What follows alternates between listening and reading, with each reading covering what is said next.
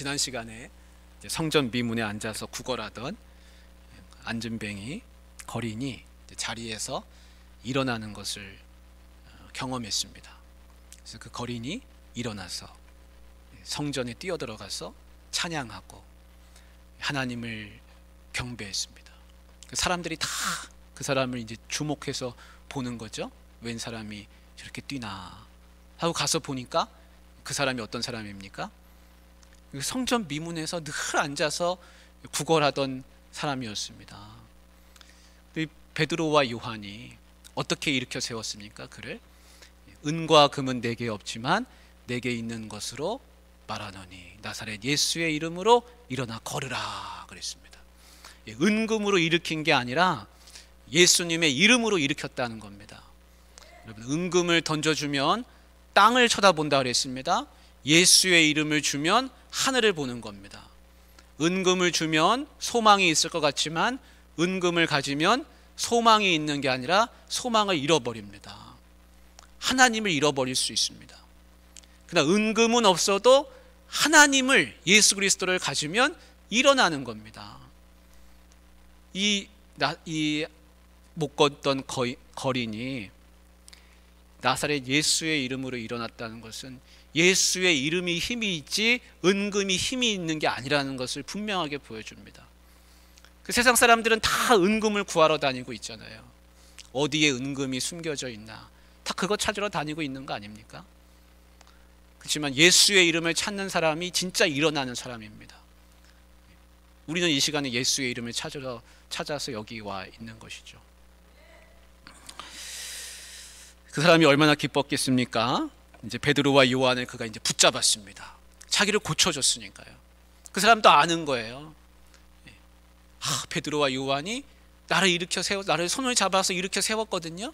그러니까 다리가 힘을 얻고 40여 년 이상을 못 걷던 사람이 일어난 거 아닙니까? 평생을 앉아있던 사람이 일으켜 세웠습니다.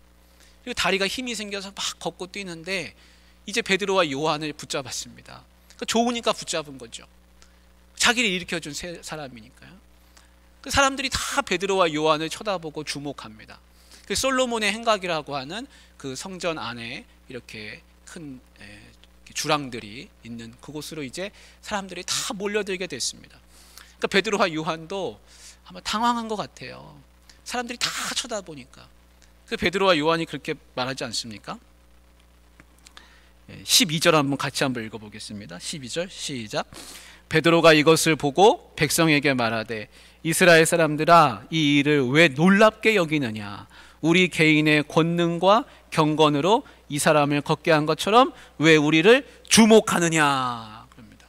왜 우리를 그렇게 주목하느냐? 우리가 한 게 아니다. 이제 그렇게 이야기하는 겁니다. 여러분, 이거 당연한 말인 것 같고 쉬운 말 같지만 막상 하면 또 쉽지 않습니다. 사람들이 와 대단한 사람인가 보다 하고 쳐다보면요, 그래 나 대단한 사람이야 그렇게 대답하지 왜 나를 이렇게 대단한 사람 취급합니까? 난 대단한 사람 아닙니다. 여러분, 보통 사람들 그렇게 말 안 합니다. 다 자기가 영광을 취하려고 합니다. 베드로와 요한은 왜 우리를 주목하느냐? 우리를 주목할 게 아니라 다른 분이 계시다라는 이야기를 이제 꺼내게 되는 것이죠. 그 바울과 바나바가 이제 전도 여행을 가다가 루스드라라고 하는 곳에 갔습니다. 루스드라. 근데 거기도 비슷한 상황이 하나 있거든요. 못 걷는 사람이 그 성읍에 있었습니다.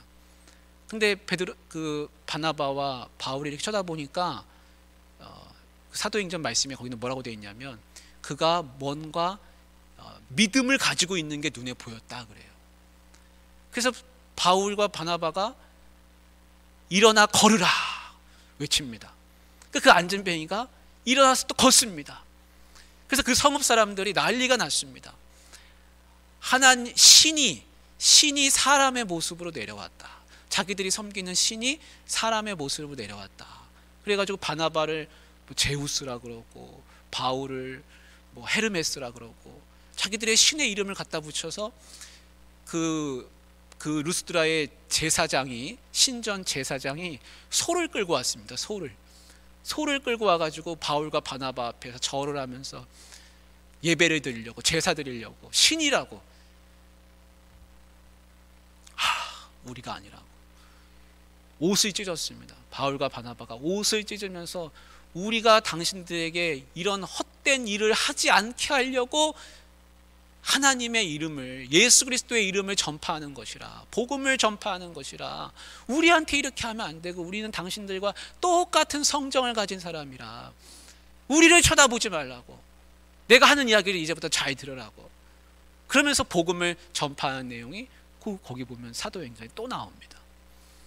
여러분, 하나님의 신실한 사람들은 어떻게 합니까? 자기가 주목받는 걸 두려워합니다. 사람들이 자기를 쳐다보고 주목하고 치켜 세우고 높이면, 아유, 아닙니다, 아닙니다. 내가 아닙니다. 하나님이 하신 겁니다. 하나님을 쳐다보세요. 하나님을 바라보세요. 그렇게 말할 수 있습니다. 근데 보통 사람들은 그렇게 말 안 하죠. 사람들이 치켜 세우면, 맞아, 내가 대단한 사람이 있지. 그렇지. 내가 마땅히 그럴 일을 했지. 그 높임을 자기가 받습니다. 은연중에 받습니다. 그게 생깁니다. 은연중에 처음엔 생기다가 나중에는 당연히 여기고, 사람들이 높이지 않으면 그때는 서운해합니다. 그게 사람 마음이에요. 여러분, 연예인들이 그 연예인들을 추종하는 많은 팬들이 생기지 않습니까? 원래 그 연예인이 처음부터 그런 팬들을 거느리고 있었습니까?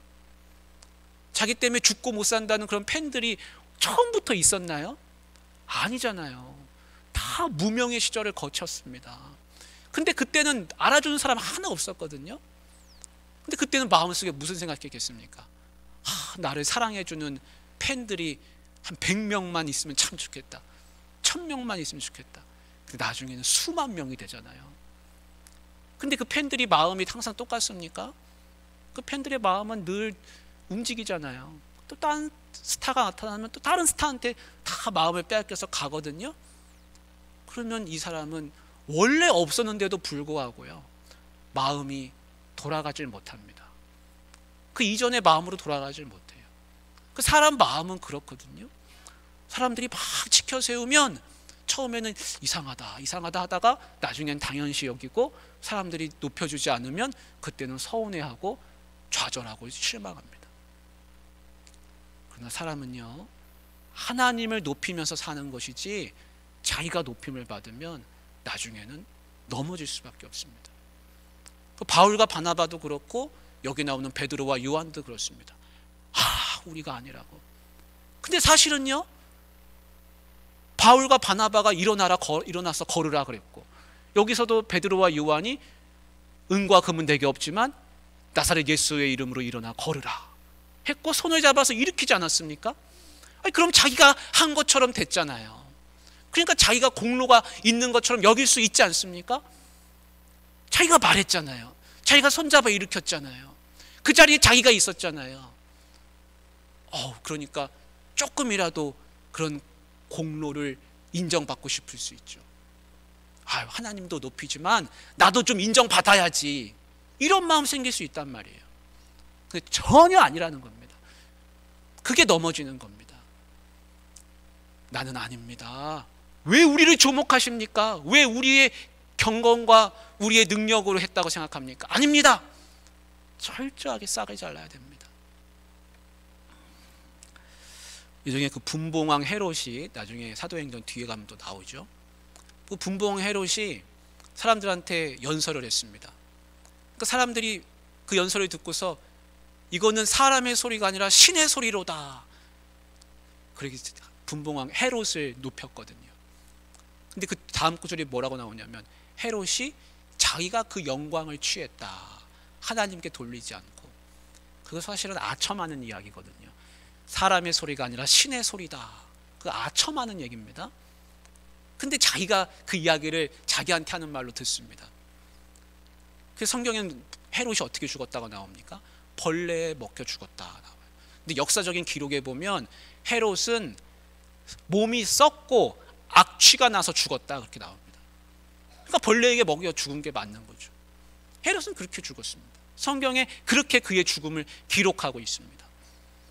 하나님의 영광을 취하면 안 되는 것이죠. 그래서 이제 베드로와 요한이 왜 우리를 주목하느냐 그럽니다. 왜 우리를 주목하느냐?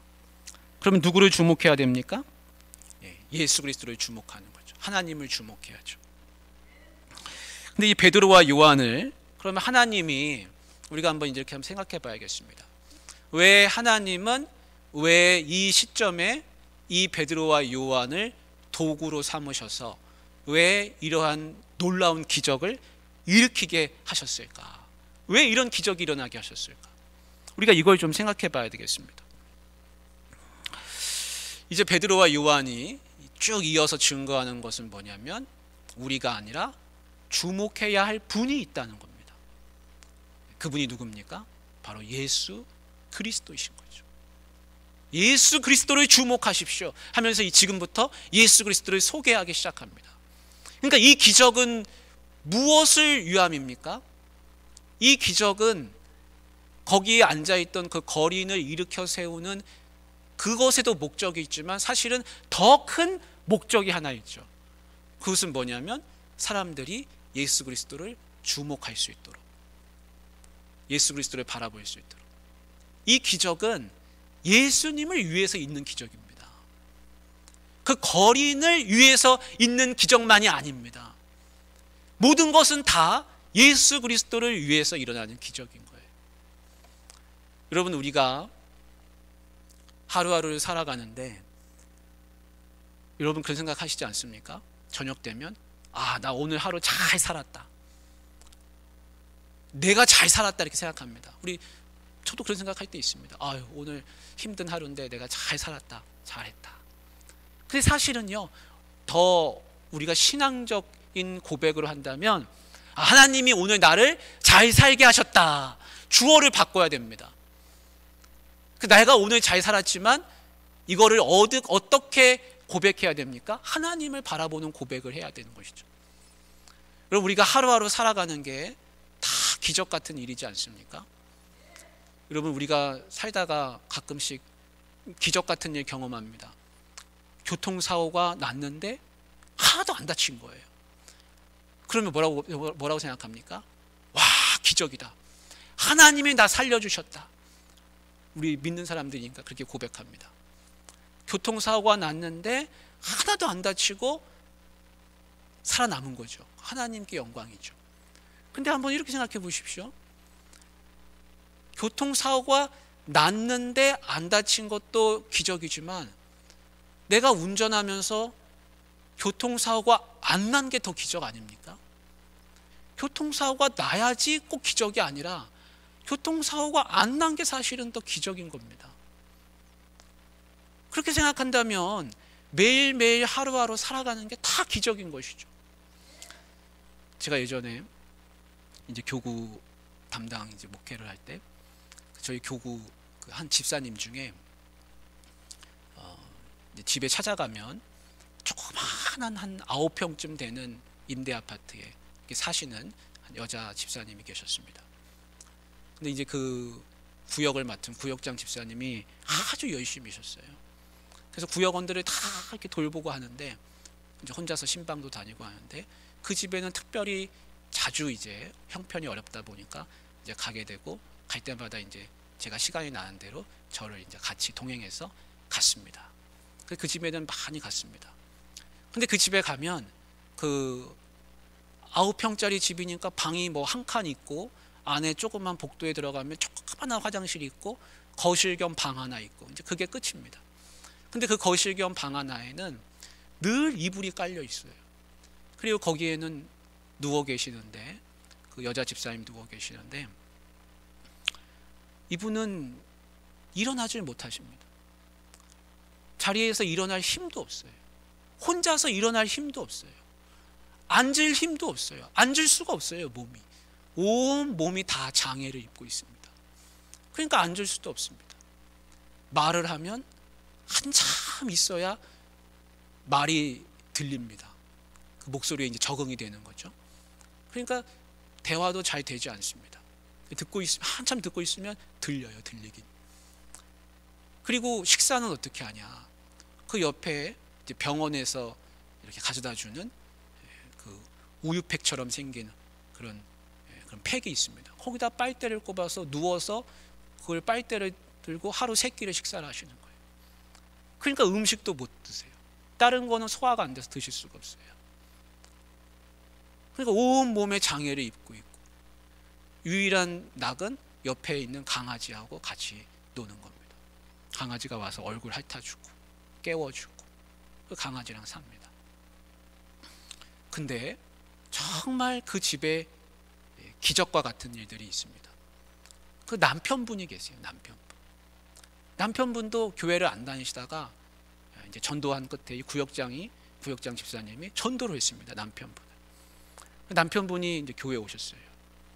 근데 교회에 오셨는데 얼굴이 이렇게 같이 얼굴을 쳐다보기가 좀 민망할 만큼 얼굴이 온통 화상을 입고 계세요.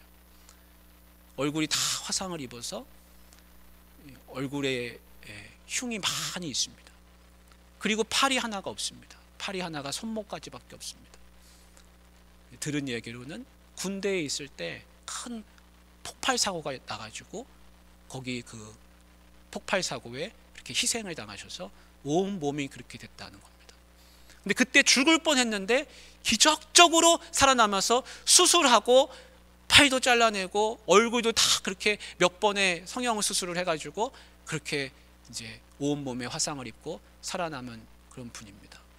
근데 그 두 분이 결혼을 해가지고 아이를 낳은 거예요. 그 집안에 예쁜 딸 둘이 있습니다. 아주 예쁩니다. 고등학생 둘이 있습니다.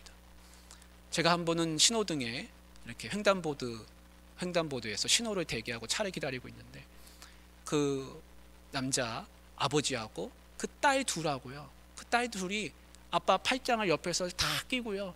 아빠랑 신나게 웃으면서 대화하면서 그 횡단보도를 건너가더라고요. 가족들이 사이가 참 좋습니다. 그래서 그 가정을 보면요. 사는 게 기적입니다. 사는 게 기적이고 이런 분들 아래에 또 저렇게 예쁜 딸들이 있고 그 예쁜 딸들이 다 엇나간 게 아니라 그들이 그렇게 또 아빠를 사랑하고 가정을 엄마를 돌보고 그러니까 사는 게 기적입니다. 근데 그 집만 기적입니까? 우리도 사는 게 다 기적 아닙니까? 우리도 밥 먹고 살고 자고 아침에 일어나고 눈 뜨고 내 삶을 기적이라고 표현하지 않으면 안 되는 것이죠. 그분만 기적이 아니라 우리 집도 기적인 겁니다. 우리 가정도 기적인 것이고. 그런데 이 모든 기적들 가운데서 누구를 주목하면서 살아야 됩니까? 지금 이 안진뱅이 거린이 일어난 것은 기적이죠. 이 기적을 보고서 사람들은 다 베드로와 요한을 쳐다보고 있는데 우리가 아닙니다. 예수 그리스도를 바라보십시오. 하나님을 바라보십시오. 지금 그 얘기를 하려고 하는데 우리 삶이 다 기적이라 우리는 삶 속에서 누구를 바라보고 살아야 되는 겁니까? 우리도 똑같습니다. 우리도 내 능력과 내 경건으로 사는 게 아니라 하나님 바라보고 사는 거죠. 와, 내가 오늘 이렇게 하루 산 거는 다 하나님 덕택이라. 우리 가정이 오늘도 버티고 사는 건 하나님 덕택이라. 내가 직장 가서 일 안 다치고 인정받고 안 잘리고 산 건 하나님 기적이라. 자식들이 이만큼 큰 것도 하나님 기적이라. 그러니까 하나님만 바라보고 사는 겁니다. 그게 기적이 있는 삶의 모습입니다. 그게 그리스도인의 삶이죠. 그리스도인의 삶이란 건 다 기적과 같은 삶인 겁니다. 베드로와 요한이 이제 이런 이야기를 하기 시작합니다. 우리가 아니라 예수님이시다. 예수님. 그래서 예수님의 이름을 드러내기 시작합니다. 만약에 베드로와 요한이 여기서 조금만이라도 어깨가 우쭐해지고 자기의 이름을 내고 싶다면 내고 싶은 마음이 들었으면 하나님이 베드로와 요한을 더 이상 아마 쓰지 않으셨을지도 모르겠어요. 근데 베드로와 요한은 전혀 아니잖아요. 이 사도들이 하나님 앞에 쓰임받는 것은 철저하게 자기들을 가리고 오직 예수 그리스도만을 나타내기 때문에 그렇습니다. 여러분 예수님 잘 믿고 목회를 잘 하시는 분들도 다 넘어지는 게 그런 거 아닙니까? 교계에 계신 지도자들이 넘어지는 거는 다 하나님의 영광을 드러낼 것 같으면서도 자기의 이름이 드러나는 것을 기뻐하다가 넘어지는 일을 많이 우리는 다 보고 있습니다. 베드로와 요한은 절대 그렇지 않습니다. 자기를 철저히 감추고 오직 하나님만 드러나게 합니다. 우리 14절 한번 읽어보겠습니다. 이제 베드로와 요한이 무슨 이야기를 하는지 14절에 같이 읽습니다. 시작. 너희가 거룩하고 의로운 일을 거부하고 도리어 살인한 사람을 놓아주기를 구하여. 15절입니다. 같이. 생명의 주를 죽였도다. 그러나 하나님이 죽은 자 가운데서 그를 살리셨으니 우리가 이 일의 증인이라. 아멘. 여러분, 베드로와 요한이 이제 핵심적인 어떤 복음을 내세웠습니다. 우리가 증인입니다 하면서 이 모든 일은 예수 그리스도로 말미암아 난 일인데, 예수 그리스도는 어떤 분이신가? 바로 당신들이 죽인 분입니다. 여러분, 이렇게 얘기하는 거예요. 거기 있는 사람들 아마 깜짝 놀랐을 겁니다. 이 무슨 소린가? 우리가 누굴 죽였다는 건가? 근데 베드로는 분명하게 말해요. 너희가 죽인 그는 의롭고 좋은 분이셨는데 너희가 이방인의 손에 넘겨서 그를 죽게 만들었다라는 겁니다. 그들의 죄를 고발합니다. 여러분, 이 죄를 이야기 안 할 수가 없죠. 왜냐하면 뒤에 가면 회개하라는 말을 하거든요. 당신들이 죽였습니다. 그런데 그 죽은 그분이 하나님께서 다시 살아나게 하셨습니다. 우리가 증인입니다. 이 이야기를 합니다. 여러분, 예수 그리스도의 죽으심과 부활이 복음의 핵심이에요. 이 이야기를 안 할 수가 없습니다.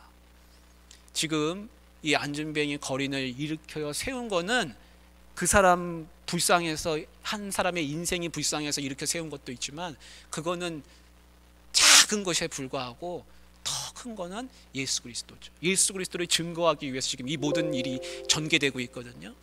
그 예수 그리스도가 죽었지만 살아났습니다. 우리는 그 일의 증인입니다. 이게 핵심적인 겁니다. 우리가 어디를 가든지 예수님에 대해서 이야기할 때는 이게 들어가야 됩니다. 예수님은 죽으셨습니다. 근데 예수님 살아계십니다. 예수님 죽었다 살아나셨습니다. 지금도 살아계십니다. 이 말이 꼭 들어가야 됩니다. 이게 예수님을 증거하는 겁니다. 예수님은 부모님을 공경하라고 가르쳤습니다. 예수님은 우리에게 무슨 좋은 일을 하라고 가르쳤습니다. 가정을 잘 지키라고 했습니다. 여러분, 이건 복음의 핵심이 아니에요. 그건 다 좋은 이야기죠. 그렇지만 복음의 핵심이라는 것은 죽었다 살아났다는 겁니다. 그래서 예수님은 2000년 전에 썩어서 없어진 분이 아니라, 옛날 분이 아니라 지금도 살아계십니다. 지금도 살아계시기 때문에 우리의 주님이 되십니다. 여러분, 이걸 이야기할 수 있어야 돼요.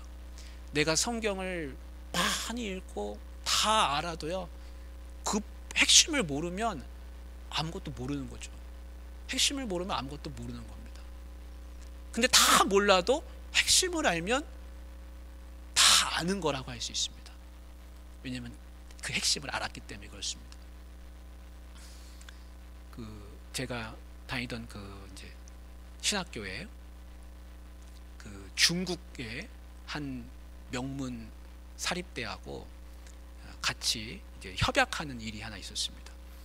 그래서 그 학교에서 이제 중국에 있는 이 학교가 중국에서 한 손 안에 꼽히는 한 5위권 안에 들어가는 그런 명문 사립대라 그래요.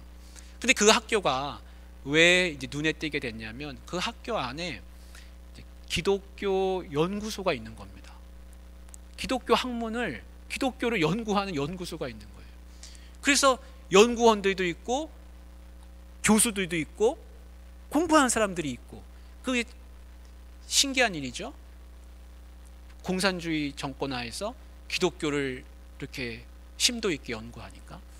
그래서 이제 서울에 있는 그 신학교하고 같이 이제 서로 만나서, 그분들이 와서 한국에 와가지고 서로 이제 협약을 맺는, 그래서 MOU 같이 이제 그런 학술 교류를 하기 위해서 그런 걸 하게 됐습니다. 다 같이 이제 큰 이제 방 공간 안에서 다 둘러 앉아가지고 서로 이제 소개도 하고 이제 그런 일을 시작하게 됐는데, 결과는 어떻게 됐냐? 결과는 아무것도 이루어지지 않았습니다. 그 협약이 깨졌습니다. 그 왜 깨졌을까요? 처음에는 어떻게 그 중국에서 그렇게 깊이 있게 연구를 잘하는가 해가지고 서로 만났지만, 만나서 얘기하다 보니까 얘기가 안 되는 거예요. 왜 얘기가 안 됐을까요? 똑같이 성경을 가지고 연구하고, 똑같이 기독교의 역사에 대해서, 수천 년의 그 기독교 역사에 대해서 여러 가지 문서들을 가지고 연구하고 할 수 있잖아요. 근데 안 됩니다. 깨졌습니다. 왜 깨졌냐면, 중국에 있는 그분들은 학문적인 깊이는 깊을 수 있어요. 그런데 얘기하다 보니까 예수 그리스도의 죽으심과 부활하심을 믿을까요? 안 믿을까요? 그걸 안 믿는 거예요. 그래서 직접적으로 물어봤다는 겁니다. 예수 그리스도를 주님으로 고백합니까? 예수 그리스도가 부활하심을 믿습니까?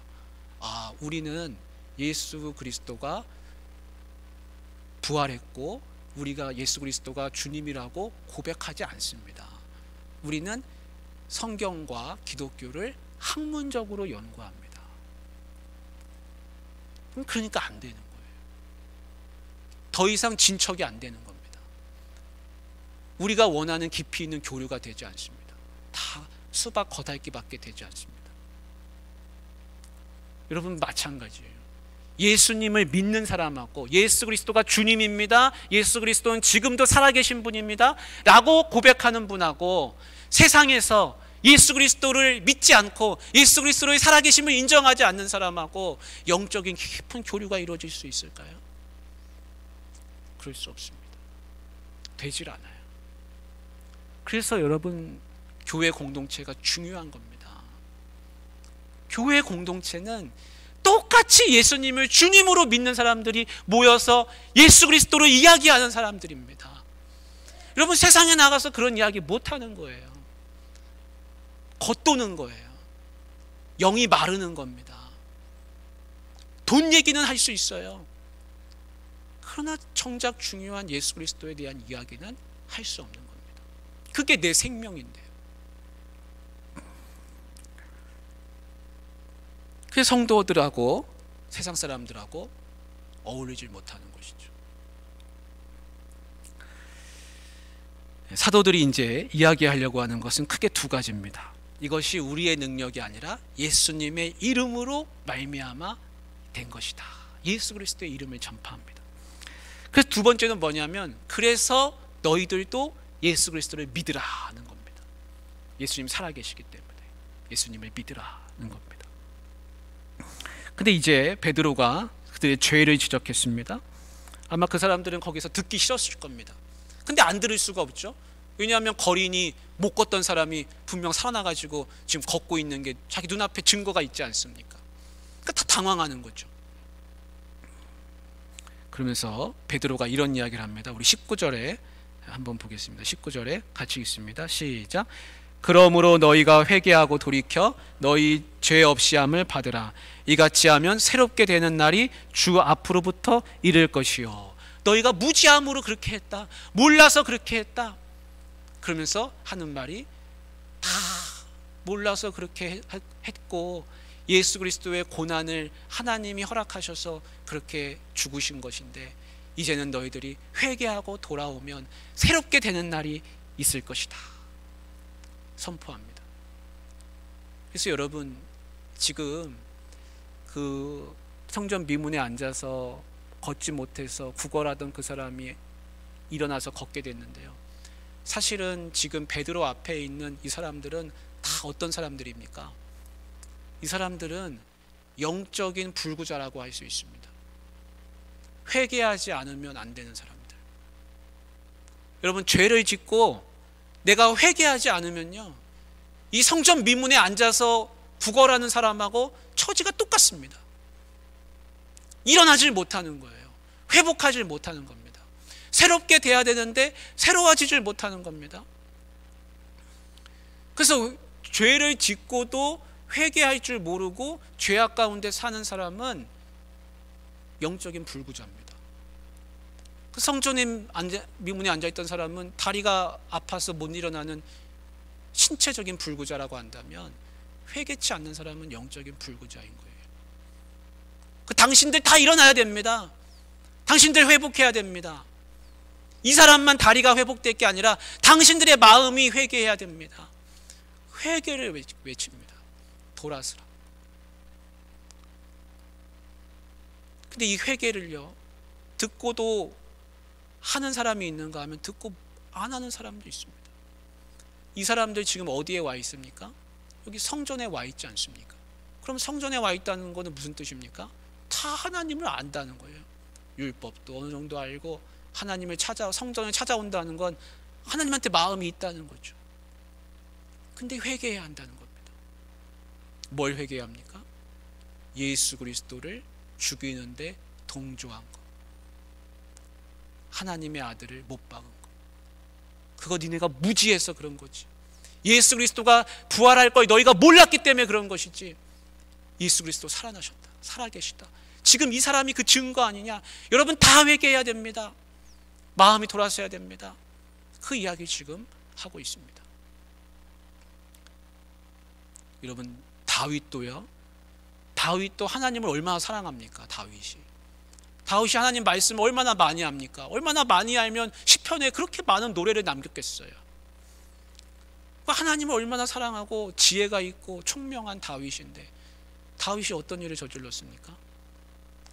다윗이 밧세바를 범하고 우리아를 전쟁터 제일 앞에 나가서 싸우게 하고, 그리고는 더 가까이 적군들 앞에 나아가서 가게 해가지고는 죽게 했죠. 간접 살인을 한 겁니다. 자기 손에 피는만 안 묻혔지 아주 교활한 방법으로 살인을 저질렀습니다.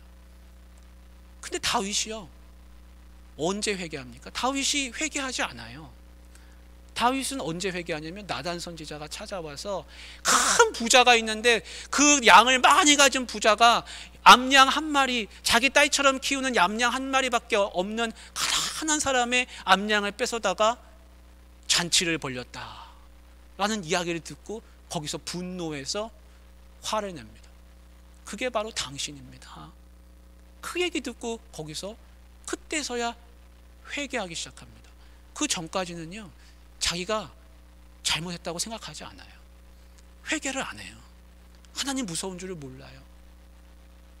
여러분 다윗도 그렇게 됩니다. 열왕기 보면은 어떤 왕들은 선지자가 그렇게 회개하라 그러면 선지자를 죽여버립니다. 양심이 무뎌지고 무지함으로 인해서 사람이 하나님 앞으로 돌아오질 않습니다. 근데 내가 살다가 양심에 찔리고, 이건 내가 잘못했구나, 내 양심이 나를 채찍질하는구나, 그런 마음이 혹시 들거들랑 여러분 기뻐하십시오. 감사하십시오. 내 양심이 살아있다는 증거 아닙니까 그게? 다윗도 양심이 무뎌져 가지고 죄를 짓고 또 짓고, 그렇게 더 심한 죄를 지으면서도 돌아서질 못하고 있었는데 아무도 모를 줄 알고, 근데 나는 양심이 살아있구나. 얼마나 다행스러운 일입니까? 양심이 살아있다는 건 아직도 내 영혼이 살아있다는 거 아닙니까? 그러니까 양심이 채찍질할 때 양심에 가책이 생기면, 아유 감사합니다, 하나님 감사합니다, 우리는 그렇게 돌아서야 됩니다.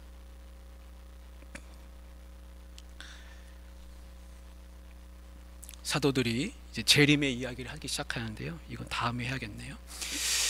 오늘 같이 좀 기도하길 원합니다.